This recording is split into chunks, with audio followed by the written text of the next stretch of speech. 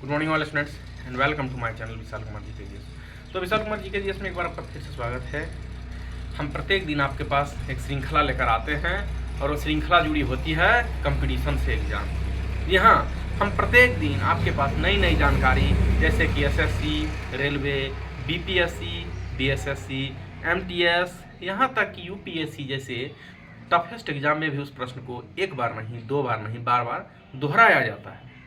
तो चलिए आज हम फिर उस श्रृंखला में चलते हैं, उस प्रश्न उत्तर की ओर चलते हैं जो हर साल बड़े बड़े प्रतियोगिता परीक्षा में उस प्रश्न को दोहराया जाता है। तो चलिए हम बिना देर किए, बिना समय गवाए चलते हैं अपने पास। चलिए माय फर्स्ट क्वेश्चन, मेरा पहला सवाल, मेघदूत किसकी कृति है? मेघदूत जो है वो किसकी कृति है? जैसे बहुत सारे उपन्यास, बहुत सारे किताब लिखे गए हैं, तो पंचतंत्र विष्णु शर्मा के द्वारा लिखी गई है, अर्थशास्त्र कौटिल्य के द्वारा लिखी गई है,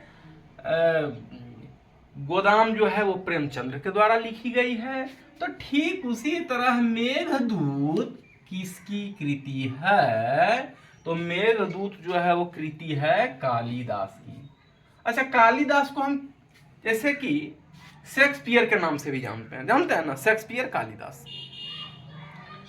तो ठीक उसी तरह मेघदूत किसकी कृति है? तो कालिदास की है। दूसरा क्वेश्चन, सेकंड क्वेश्चन, गुप्त कालों का खात्मा किसने किया? गुप्त काल जो थे, गुप्त कालों का खात्मा किसने किया? तो किसने किया गुप्त कालों का खात्मा? तो हूनों ने।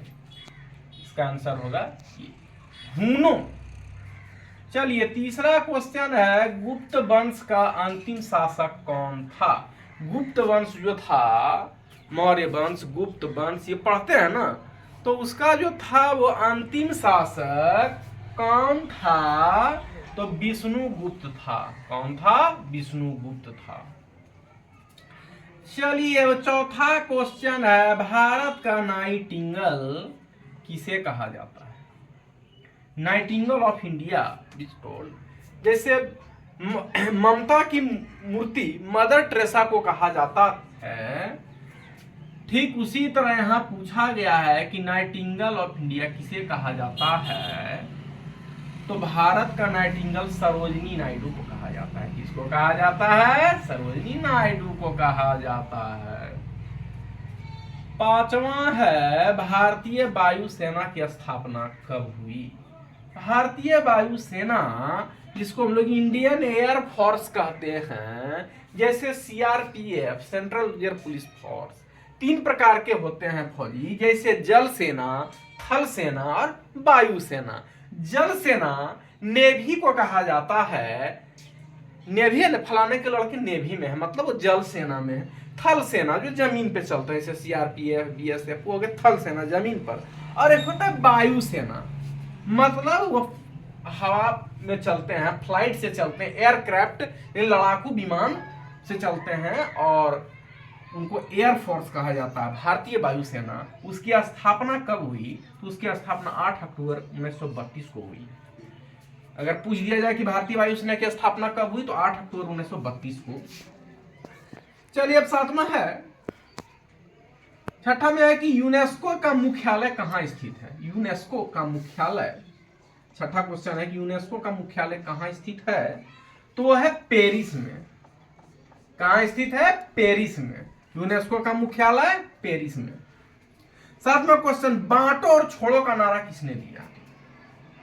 जिस तरह से तुम मुझे खून दो मैं तुझे आजादी दूंगा, ये नारा दिया गया है। बहुत सारे नारे दिए गए हैं, करो या मरो, भारत छोड़ो, तुम मुझे खून दो मैं तुझे आजादी दूंगा, you give me blood and I give you freedom, करो या मरो, इनकलाब जिंदाबाद भगत सिंह के द्वारा दिया गया, करो या मरो, भारत छोड़ो महात्मा गांधी के द्वारा दिया गया, बांटो और छोड़ो का भी नारा दिया गया, वो मुस्लिम लीग के द्वारा एक बात थे, मोहम्मद अली जिन्नाह के द्वारा दिया गया। किनके द्वारा दिया गया? मोहम्मद अली जिन्नाह। आठवां क्वेश्चन है, इनकलाब जिंदाबाद का नारा किसने दिया?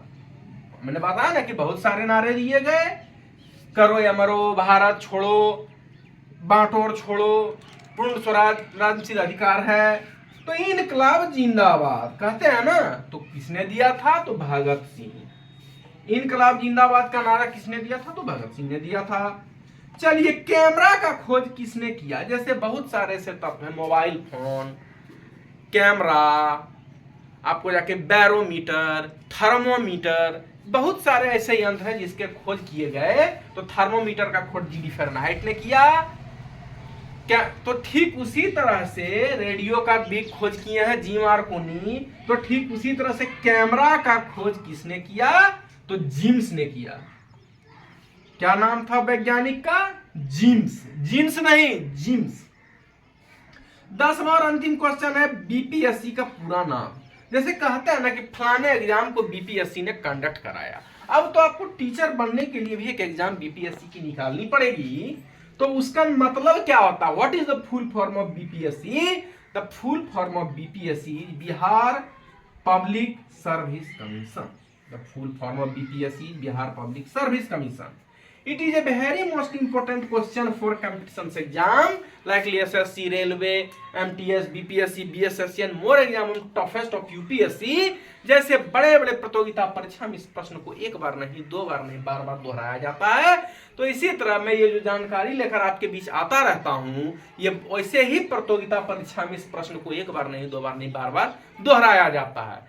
तो आज हमारे विशाल जीके जीएस में इस वीडियो में इतना ही। जो भी स्टूडेंट्स प्रतियोगिता परीक्षा की तैयारी कर रहे हैं, हमारे इस चैनल को देखें, लाइक करें, सब्सक्राइब करें, अपने अपने मित्रों को शेयर करें। मैं प्रत्येक दिन आपके पास नई नई जानकारी लेकर आता रहता हूं। फिर मैं मिलूंगा एक नई जानकारी के साथ। I meet you another days and dates or next new information. Let's hope who students prepare competition exam like SSC, Railway, MTS, BPS and BSSC and more toughest exam. Like my videos, channel subscribe and watch my videos, and I meet you another days for a new information. Let's hope. Thank you.